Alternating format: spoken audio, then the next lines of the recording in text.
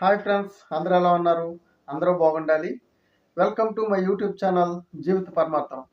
ఈరోజు నేను తీసుకొచ్చిన టాపిక్ ఏంటంటే పెద్దరికం. ప్రతి కుటుంబంలో కూడా పెద్దవాళ్ళు ఉంటారు. వాళ్ళు కుటుంబ బాధ్యతలు మీదేసుకుని పెద్దరికాన్ని పాలించాలి అని చూస్తూ ఉంటారు. నిజానికి ఆ పెద్దరికం ఎలాంటి వారికి అర్హతగా ఉంటుంది? ఎలాంటి వాళ్ళు పెద్దరికాన్ని కుటుంబీకులు పట్టించుకోరు అనే ఒక విషయాన్ని గురించి నేను ఈ వీడియోలో పూర్తిగా క్లియర్ కట్ ఎక్స్ప్లెనేషన్ ఇస్తాను. మరొక విధంగా చూసుకున్నట్లయితే పెద్దరికం వల్ల వచ్చే లాభాలు నష్టాలు కూడా ఇందులోనే పొందుపరుస్తాను. ముఖ్యంగా నేటి సమాజంలో ప్రతి కుటుంబంలో కూడా పెద్దవాళ్ళు ఉంటారు. వాళ్ళు అమ్మ నాన్నలు కానీ, లేదంటే అత్త మామలు కానీ, లేదా అమ్మమ్మలు తాతయ్యలు, ఇంకా నాయనమ్మలు, వీరంతా కూడా కుటుంబంలో పెద్దవారుగా జీవిస్తూ ఉంటారు. మరి కుటుంబంలో పెద్దరికాన్ని పాత్ర పోషిస్తూ కుటుంబాన్ని ముందుకు తీసుకెళ్ళాలి అంటే అది ఎలాంటి వారికి సాధ్యం అనే ఒక విషయాన్ని గురించి మనం ఆలోచించినట్లయితే నేటి సమాజంలో యువత లేదా కొత్తగా వివాహమైన వాళ్ళు కానీ, కొడుకులు కానీ, కూతుర్లు కానీ మైండ్ మెచ్యూరిటీ చాలా ముందుగా ఆలోచిస్తూ ఉన్నారు. ఇప్పుడు ఉన్న పెద్దవాళ్ళు గతించిన కాలంలో జీవించారు కాబట్టి నాటి కాలంలో అప్పుడు అంత టెక్నాలజీ ఉండేది కాదు. ప్రస్తుత కాలంలో టెక్నాలజీ మరింతగా పెరగడం వల్ల ప్రస్తుతం ఉన్న యువతకి లేదా పిల్లలకి అప్పుడున్న పెద్దవాళ్ళకి ఇప్పుడు ప్రజెంట్ జీవిస్తున్నటువంటి పెద్దవాళ్ళకి మధ్య పొంతన అస్సలు కుదరటం లేదు. ఎందుకంటే నేటి యువతకి టెక్నాలజీతో కూడిన జీవితం అలవాటు అయింది. నాటి తరం వారికి టెక్నాలజీ లేనివాటి ప్రశాంతమైన జీవితాన్ని సొంతం చేసుకుని అనిపించి ఉన్నారు.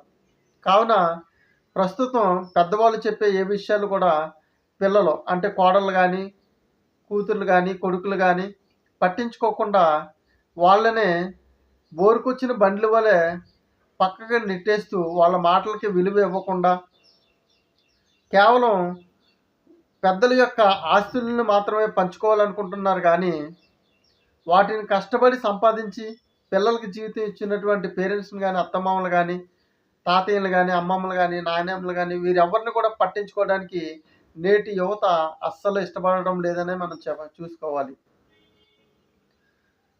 ప్రస్తుతం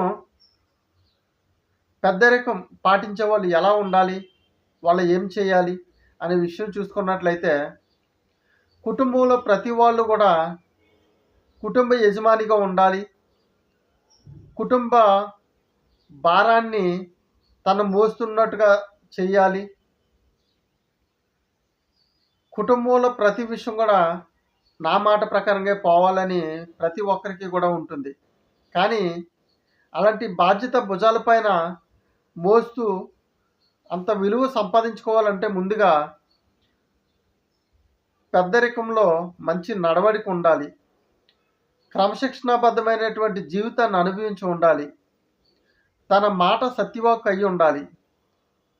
తన ప్రవర్తన మార్గదర్శకం కావాలి. అప్పుడే అలాంటి పెద్దవాళ్ళకి పిల్లలు కానీ, మనవాళ్ళు కానీ, కూతుళ్ళు కానీ, కొడుకులు కానీ, అల్లుళ్ళు కానీ ఎవరైనా సరే ఒక విధమైన విలువ ఇస్తూ ఉంటారు. చాలామంది ఒక వయసు వచ్చిన తర్వాత వాళ్ళ జీవితం వాళ్ళే చూసుకుంటూ ఉంటారు. వెనకాల ఉన్న పిల్లలు కానీ, మనవాళ్ళు కానీ, కూతుళ్ళు కానీ వాళ్ళ బాధ్యతలు ఏమి చూడకుండా వాళ్ళు సంపాదించుకున్నదిగా వాళ్ళు తినటం, వాళ్ళ జీవితాన్ని అనుభవించుకోవటం, వాళ్ళ స్వార్థం కోసం వాళ్ళే చూసుకుంటూ ఉంటారు. కానీ ఇంట్లో ఉన్నటువంటి పిల్లలు ప్రతి ఒక్కరూ కూడా వాళ్ళ మాట ఆలకించాలి అని భావిస్తూ ఉంటారు. అది ఎంతవరకు కరెక్ట్ అంటే 1% కూడా కరెక్ట్ కాదని మనం చెప్పవచ్చు. ఎందుకంటే ఒక ఇంటి పెద్ద లేదా ఒక ఇంటి పెద్దావిడ ఇంట్లో ఎదురయ్యే ప్రతి కష్టాన్ని కూడా తనే భరిస్తూ ప్రతి ఒక్క బాధ్యతను కూడా తనే మోస్తూ ఇంట్లో ఏ అవసరం వచ్చినా తనే ఖర్చు పెడుతూ కుటుంబంలో ఏ ఒక్కరికి ఏ ఆపద రాకుండా కుటుంబ బాధ్యత అంతా కూడా తన నడిపిస్తూ ఉన్నప్పుడు తన మాటకి ఒక వాల్యూ అంటూ ఉంటుంది. ఇంట్లో పిల్లలు, కొడుకులు, అల్లుళ్ళు, మనవళ్ళు ప్రతి ఒక్కరు కూడా తన మాటకి గౌరవిస్తూ వాళ్ళ జీవితాలను ముందుకు తీసుకెళ్తూ ఉంటారు. ముందు ఈ పెద్దవాళ్ళు తను ఎటువంటి చెడు ఆలోచన గానీ, చెడు అలవాట్లు గానీ, చెడు వ్యసనాలు గానీ తన జీవితంలో ఉండకూడదు. సంపాదించిన ప్రతి రూపాయిని కూడా ఒక క్రమమైన పద్ధతిలో ముందు చూపుతో జాగ్రత్త పరిచి, వెనకున్నటువంటి తరానికి లేదా పిల్లలకి ఒక మంచి భవిష్యత్తు ఇచ్చే ఆలోచనగా ఉండాలి. అప్పుడే వెనకున్న పిల్లలు గౌరవిస్తూ మీ యొక్క పెద్దరికానికి ఒక విలువిస్తారు. అలా కాకుండా మాకు నచ్చినట్టుగా మేము చేస్తాము, మా స్వార్థం మేము చూసుకుంటాము, పిల్లలు వాళ్ళే దిగుతారు, వాళ్ళే చేస్తారని బాధ్యత లేకుండా ఉంటే మీకు ఇంట్లోని కానీ, సమాజంలో కానీ, మీ బంధువుల మధ్య కానీ ఎటువంటి విలువ అనేది కూడా మీరు పొందుకోలేరని సుస్పష్టంగా చెప్పవచ్చు. ముఖ్యంగా మీ మీరు ఎంత జాగ్రత్తగా, ఎంత పద్ధతిగా పిల్లల పట్ల, కూతుర్ల పట్ల, అల్లుల పట్ల, మనవళ్ళ పట్ల అందరి పట్ల బాధ్యతాయుతంగా ఉన్నారో, రేపటి రోజున మీరు వృద్ధాప్యంలో ఉన్నప్పుడు మీరు లెగలేని పక్షంలోనూ మీరు చూపించినటువంటి ప్రేమ, వాత్సల్యం, కరుణ, మీరు తెలియపరిచినటువంటి బాధ్యతలు, మీరు అందించినటువంటి ఒక ఆప్యాయత, అనురాగాలనేవి తిరిగి మళ్ళీ మీ వద్దకు మీ మనవళ్ళ రూపంలో, మీ పిల్లల రూపంలో, మీ అల్లుల రూపంలో, మీ కూతురు రూపంలో మీ వద్దకు వచ్చి చేరతాయి. మీకంటూ వృద్ధాప్యంలో ఒక సంతోషకరమైన జీవితాన్ని ముగించుకోగలుగుతారు.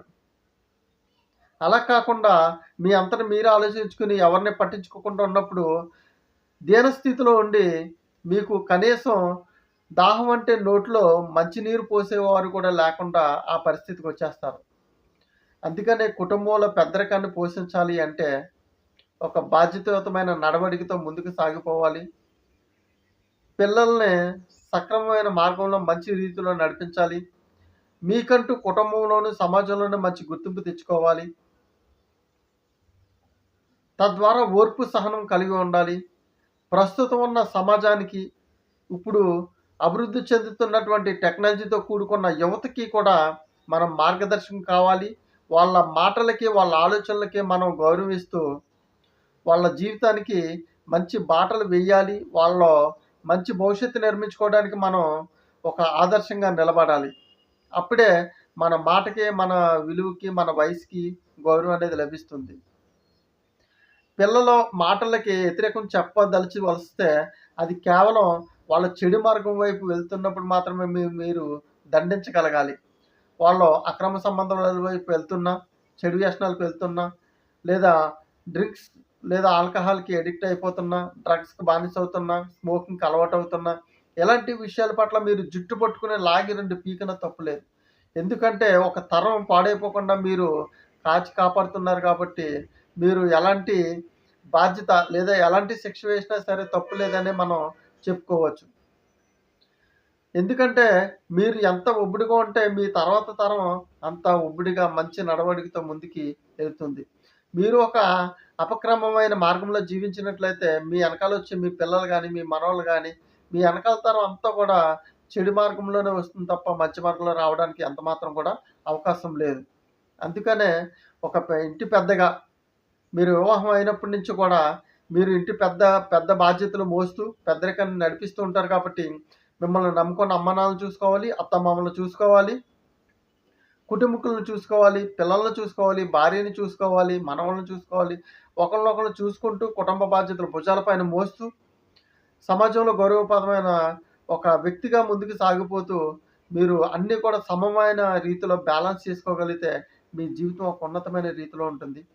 మీరు కోరుకున్నటువంటి మీ యొక్క పెద్దరికం మీ చేతుల్లోనే ఉంటుంది. మీ ఇంటికొచ్చినటువంటి కోడళ్ళు గానీ, కొడుకులు గానీ, అల్లుళ్ళు గానీ ఎవరైనా సరే మీ మాటకి గౌరవిచ్చి మీరు మరణం పొందే వరకు కూడా ఇంటి పెద్దగా మిమ్మల్నే చూసుకుంటారు. మీ మాటనే ఫాలో అవుతూ ఉంటారు. మీ ఆశయాలను ముందుకు నడిపిస్తూ ఉంటారు. మీ ఆలోచనలు గౌరవిస్తూ ఉంటారు.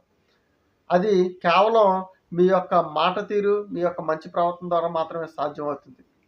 నా దగ్గర ఆస్తుంది, దండించేస్తాను, బంధించేస్తాను, హింసించేస్తాను, ఆస్తి కోసమైనా నా మాట ఆలకిస్తారనుకుంటే ఆస్తి ఉన్నంతసేపు నీ మాట ఆలకిస్తారు. ఎప్పుడైతే ఆస్తి వాళ్ళ చేతికెళ్ళిందో కనీసం నిన్ను చూడటానికి, నీతో మాట్లాడడానికి కూడా ఇష్టపడినటువంటి స్థితిలోకి మిమ్మల్ని తోచేస్తారు. అందుకనే మీరు ఎట్టి పరిస్థితుల్లో కూడా మంచి నడవడికతో, మంచి రీతితో మీరు ఓర్పు, సహనంతో కలిగి ఉండండి. పిల్లలతో మమేకమై ఉండండి. మనవళ్ళని బాగా చూసుకోండి. భార్యని చూసుకోండి. అల్లుల్ని, కొడుకుల్ని చూసుకోండి. అందరికీ కూడా సమమైన రీతిలో ప్రేమను పంచండి. మీరు సంపాదించిన ఏమన్నా ఆస్తులుంటే వాళ్ళకి సంతోషంగా పంచండి. అంతేగాని మీ స్వార్థం కోసం మీరు ఆలోచించుకున్నారంటే పెద్దరికం కాదు కదా!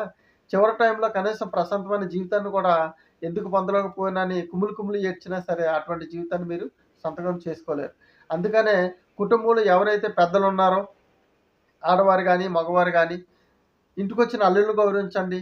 కూతుర్లను గౌరవించండి. కోడళ్ళని గౌరవించండి. వాళ్ళ మాటకి వాల్యూ ఇవ్వండి. వాళ్ళ ఆలోచనకి మంచి ఫ్రీడమ్‌నివ్వండి. మంచి నడవడిక నేర్పించండి. కుటుంబ గౌరవాన్ని కాపాడే రీతిలో ఆళ్ళకి ఒక జీవితాన్ని అలవాటు చేయండి.